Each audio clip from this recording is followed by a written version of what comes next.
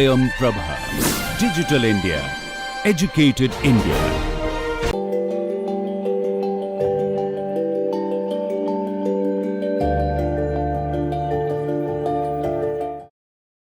Welcome friends to this fourth lecture of this online certification course of environmental soil chemistry, and in this week we are basically talking about the retention of pollutants onto the soil solid phase.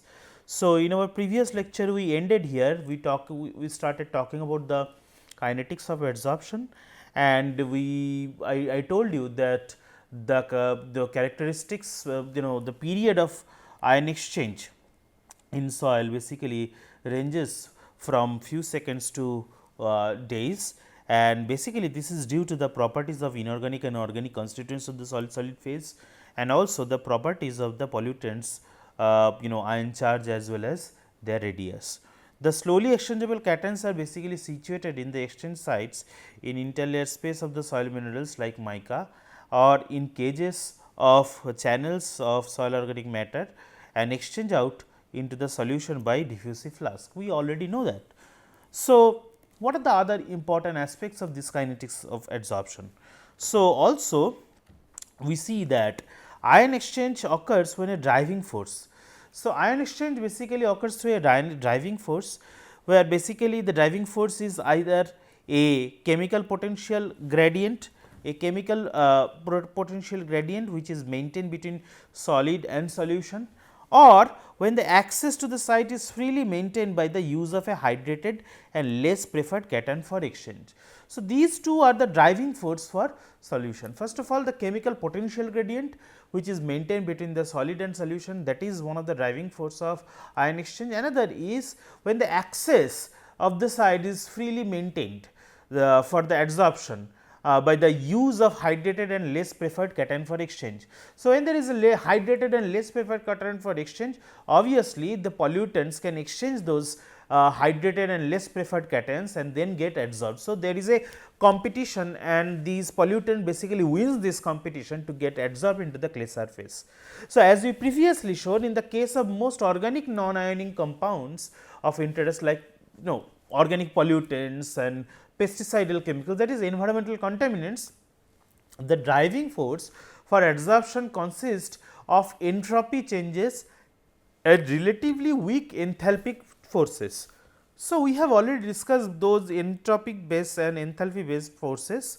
Now, remember that hydrophobic bonding to the soil organic phase may be the most important interaction for neutral molecules. We have already discussed this hydrophobic bonding. Remember that hydrophobic moiety height getting attached to the clay surface or organic matter we have discussed in details. So, these processes basically defines the kinetics of adsorption of these organic pollutants, which are specifically hydrophobic in nature. Now, if we move ahead and see, the sorption of these molecules by soils are generally been characterized by an initial rapid rate followed by a much slower approach to an apparent equilibrium. So, basically the adsorption of these chemicals basically are very fast in the initial phase to a much, and then they become slower as the time progresses, and then they reaches an apparent equilibrium. Now, the initial reactions have been associated with the diffusion of the organic toxic compounds. So, the initial reaction have been associated with the diffusion of the organic toxic compounds to and from the surface of the sorbent. So, either to the surface of the sorbent, in our case this is soil, or from the surface of the sorbent, these movement or diffusion of the organic toxic compounds are responsible for the initial high rate. Now, while the slower reactions have been related to the particle diffusion control of the movement of the molecules in and out of the micropores of the solvent. So, when the movement of the molecules in and out of the micropores of the solvent are basically concerned, then it is showing the slower rate. So, initially it is high fast rate, and then it is becoming slower, and then it becomes equilibrium. Now, diffusion will be seen to be an important factor determining the release of the pollutants. Obviously, from from this discussion it is very clear that diffusion is the one of the major process for desorption of the organic pollutants from the soil solid phase. Now, what are the factors affecting the adsorption? Obviously, there are numerous factors which basically controls the adsorption of these organic and inorganic pollutants. Now, the mechanism, extent and rate of adsorption process are basically controlled by environmental factors. What are those three environmental factors? First of all, soil constituents, then soil moisture content and then temperature. So, these are the major three controlling factor. Now, remember that the mineralogical composition of the soil is one of the major factors in defining the rate and extent of the ion exchange, and this is related to the structural properties of the clay minerals. We have already known that the structure of the clay mineral varies from one another, and due to the variation in the structure, obviously the mineralogical composition also differ, and as a result of the change in the mineralogical composition and their structure, their adsorption characteristics also differs from each other. Let us see some examples. Although we have discussed them, but let us see some specific examples. So, if we consider the clay mineralogy, now in the case of kaolinite, the tetrahedral layer, the adjacent clay sheets are tightly held together by hydrogen bond, and only planar external surfaces sites are available to exchange. So, what we can see here, this is an kaolinite structure, and the interparticle sites are basically there is almost nil interlayer distance. So, basically due to the presence of hydrogen bonding, as a result of that the only planar external surfaces sites are available for exchange. So, here these planar external sites are available for different types of exchange of different pollutants. So, this is you can see here the structure or specific structure of the clay mineralogy is affecting or controlling the sites where these exchange reactions for adsorption are occurring. Okay. Now, in case of smectite, what do you see? Specifically in case of montmollionnais, which is one of the most important and expanding clay mineral, we can see that clay particles are able to swell. Obviously, if there is an adequate hydration followed for a rapid passage of ion into interlayer space. We have also discussed here. So, here there are two layers. So, this is an interlayer space. In the interlayer space, this is the interlayer space is quite high. So, variable spacing you can see, and also in the in this huge interlayer space you can see the hydrated exchangeable cations are there. Okay. So, due to the presence of this hydrogen exchanging cations also, this interlayer space is one of the major controlling factor of the adsorption of pollutants. Okay. Now, in case of vermiculite, obviously, if you remember the structure of the vermiculite which I have shown here, these vermiculite minerals is characterized by more destructured interlayer space, since the region between the layers of the silicate is selective for certain types of cations such as potassium and ammonium. So, this is also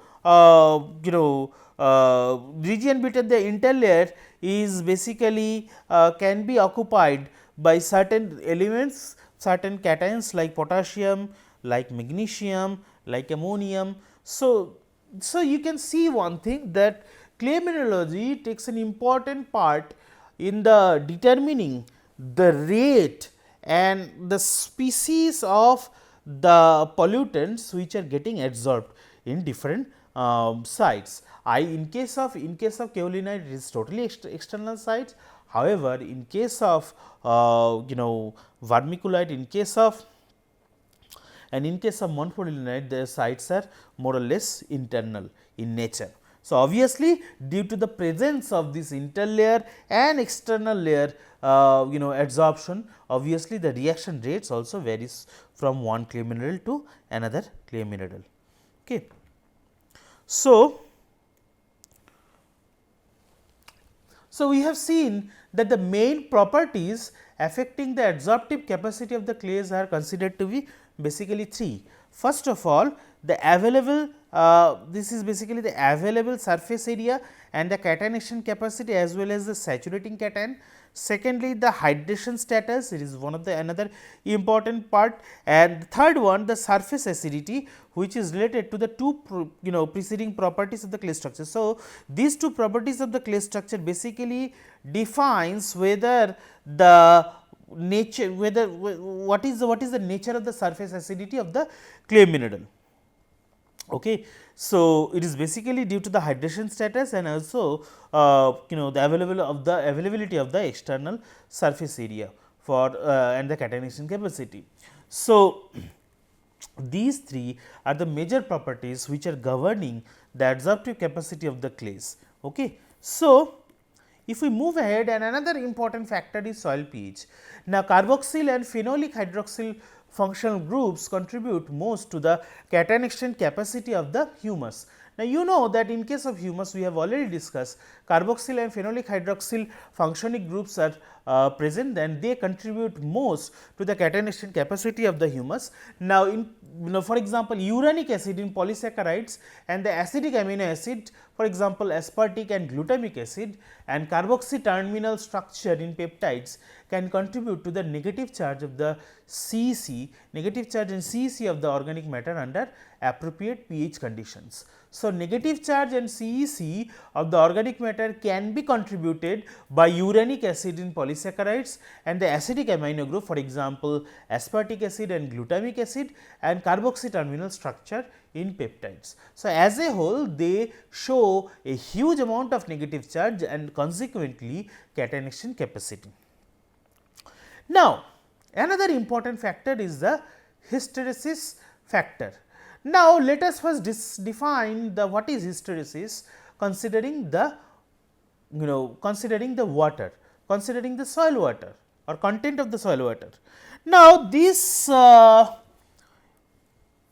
graph basically shows the soil water retention curve. So, hysteresis, what is hysteresis?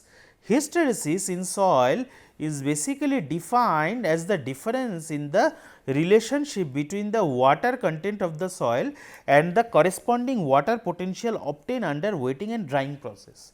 So, basically we have seen that if we put the suction in the in the x axis and degree of saturation in the y axis, and there are two curves we can see, one is for wetting, during the wetting we will see one curve and during the drying we will see another curve. Obviously, during the drying the degree of saturation will move from 100 to eventually very low, and also in the reverse process when we are wetting the soil we are getting continuously increase degree of saturation by reducing the suction. So, by reducing the suction we are getting continuously higher degree of saturation. Now, one thing is clear, at any point at any point of suction the amount of the water content which is defined in terms of degree of saturation is always higher in case of dry curve than that of wetting curve. So, this difference is this is the this phenomena is known as the soil hysteresis. So, hysteresis is soil as the difference in the relationship between the water content. So, basically at this particular, for example, let us consider this particular suction. So, at this air entry suction, let us consider this air entry suction. So, at this air entry suction you can see the degree of saturation in the wetting curve is far less than the the degree of saturation in the main drying curve. So, this is the this is called the hysteresis effect. So, hysteresis soil is defined as the differences in the relationship between the water content of the soil and the corresponding water potential obtained under wetting and drying processes. So, the relationship between soil water content and the soil water potential.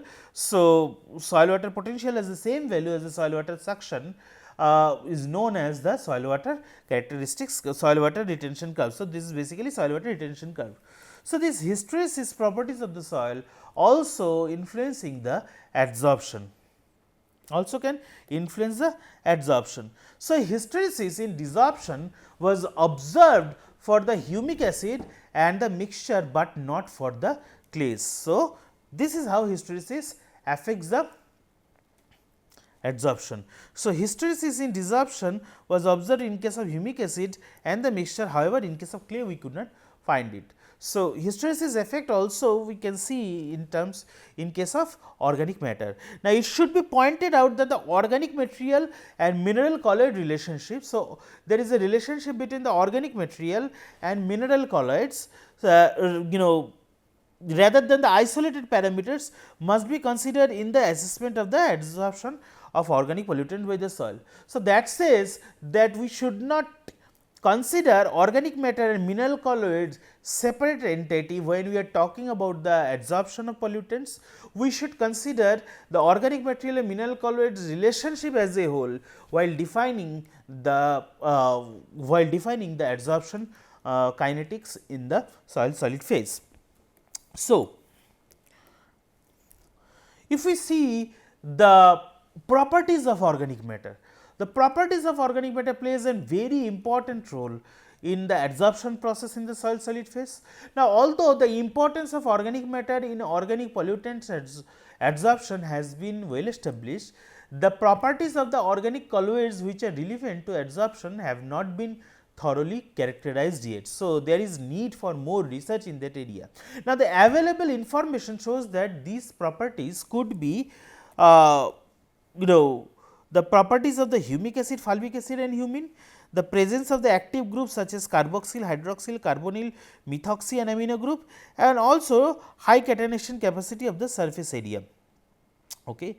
So, the adsorption of pollutants in the organic matter are basically governed by these factors: the properties of the humic acid, fulvic acid and humin, and the presence of active groups such as carboxyl, hydroxyl, carbonyl, methoxy and amino groups, and also high catenation capacity and surface area. All these properties of organic matter plays a very important role while defining the adsorption. As you can see, these are the important groups: carboxyl group, phenolic group, alcoholic group. All these groups play an important role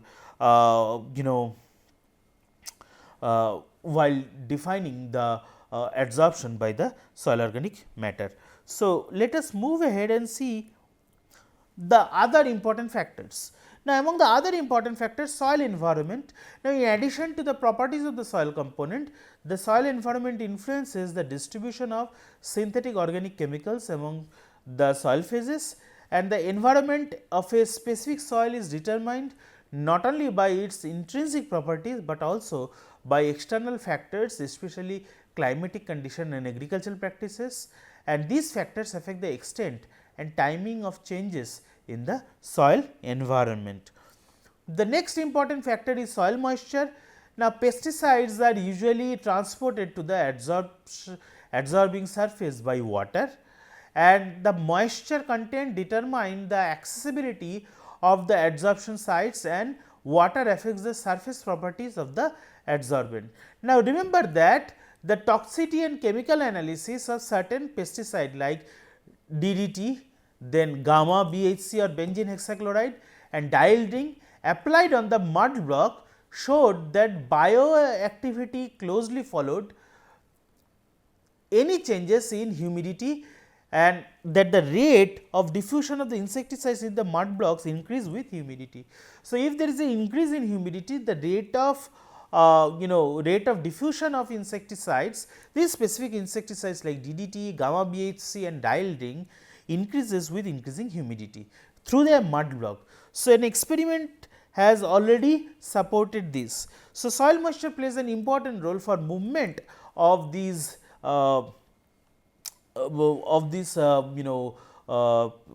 toxic pesticides, and the insecticide solved were reactivated by increased moisture content. So, they have also seen that it can be increased, that insecticide solved were reactivated by increasing the moisture content, and the explanation for this behavior, that there is competition for adsorption site between the water and these non-ionic pesticides. So, this is the reason that soil moisture plays an important role for adsorption of different organic and inorganic pollutants. The next important factor is pesticide clay water system. So, although the hydration of the clay and properties of adsorbed water are not fully yet understood, I have already told you. So, it is generally accepted that water molecules are attracted by the clay surface. So, clay surface has a general affinity to the water molecules, mainly by the exchangeable cations and form hydration cells. So, exchangeable cation generally attract those water molecule and make the hydration cells. Then adsorbed water provides adsorption site for pesticide molecules. So, these adsorbed water provides adsorption sites for pesticide molecules.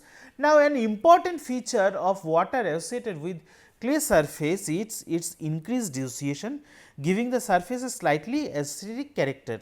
So, when it is dissociated, the clay surface is dissociated, it is increased the dissociation. So, it basically shows the acidic characteristics.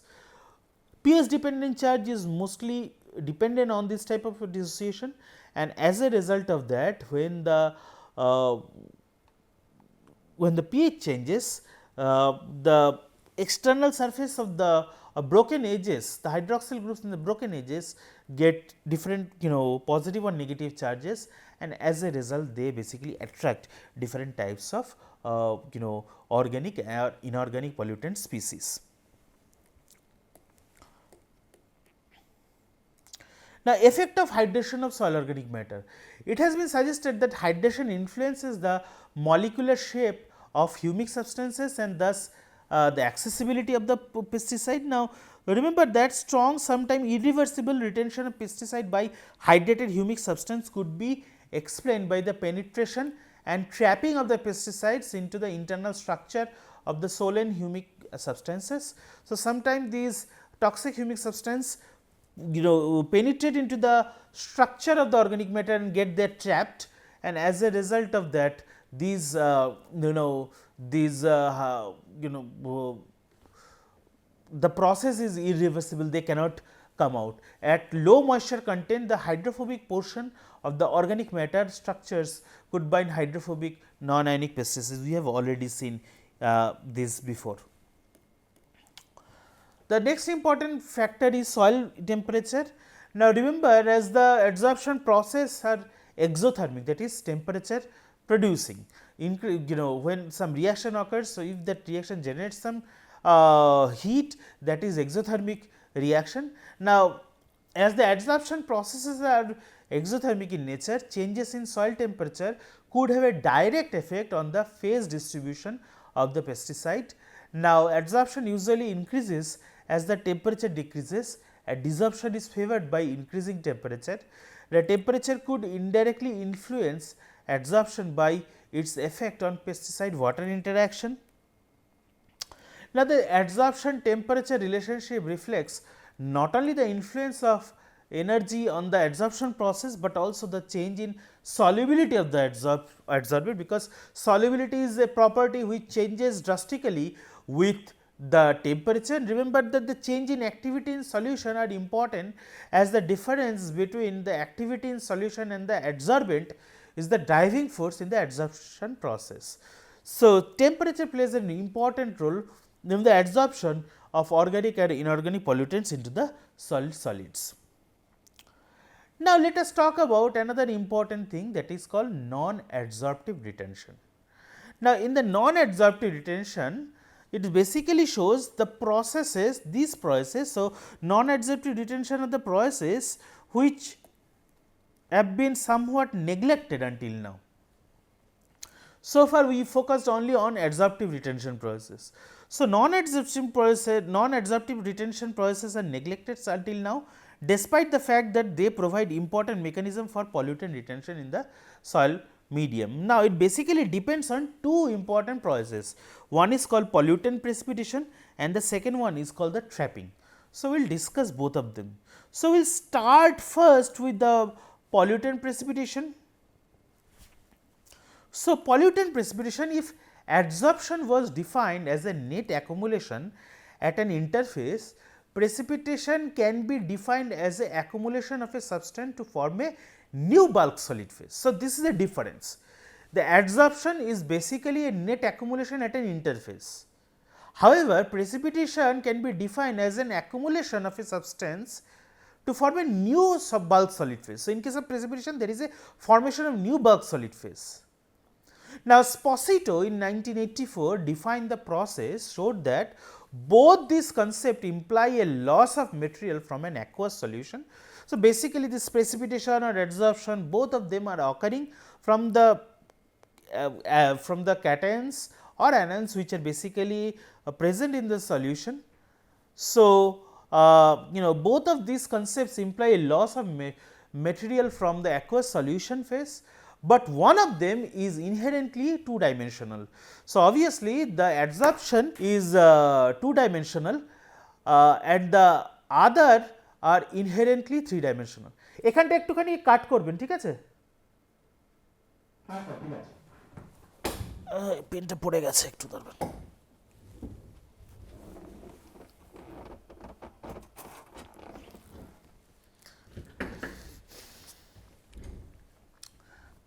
আচ্ছা, শুরু করছি।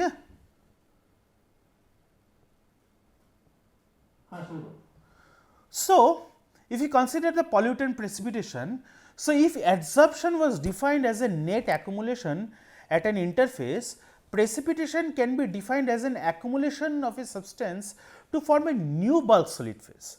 So, obviously, you can see that in case of adsorption, it is only a accumulation at an interface. However, in case of precipitation, it occurs as a formation of a new bulk solid phase. Now, the scientist Sposito has defined this process and showed that both of these concepts imply a loss of material from an aqueous solution phase, because all these ions are basically present in aqueous solution phase, and from there they get either adsorbed or they get precipitated in a new bulk solid phase. However, this adsorption process is two dimensional and the precipitation process is inherently three dimensional in nature, because it is forming a new bulk solid phase.